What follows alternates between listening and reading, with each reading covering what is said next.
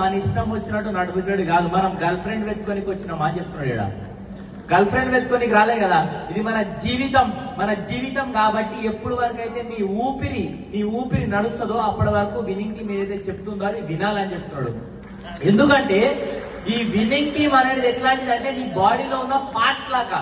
నువ్వు ఎంచుకుంటున్నావా, నా కళ్ళు రెండొద్దు, ఒక 3 కావాలి, లేదంటే ఒకటే కన్ను సరిపోతుంది, లేదంటే ఒకటే ముక్కు చాలు, ఇట్లాంటివి మన ఏదైతే మనం చూజ్ చేసుకుంటున్నాం అది చూజ్ చేసుకునేది లేదు.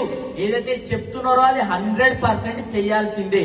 ఏదైతే విన్నింగ్ టీమ్ ఎడ్యుకేషన్ సిస్టమ్ చెప్తుందో అది 100% చేయాల్సిందే. ఎందుకంటే చాలా మంది ఏమనుకుంటారు అంటే అంతా నేను చేసిన అంటారు. మరి అంతా నువ్వు చేసిన అంటే నువ్వు ఇప్పుడు 22 సంవత్సరాలు ఉన్నావు, మరి ఇప్పుడే 22 సంవత్సరాలను ఎందుకు చేయలేకపోయినావు, ఇప్పుడే ఎందుకు చేయగలుగుతున్నావు అంటే నీకు 22 సంవత్సరాల తర్వాతనే భారీ సార్ దొరికింది కాబట్టి నువ్వు చేయగలుగుతున్నావు అని చెప్తున్నాడు అనమాట.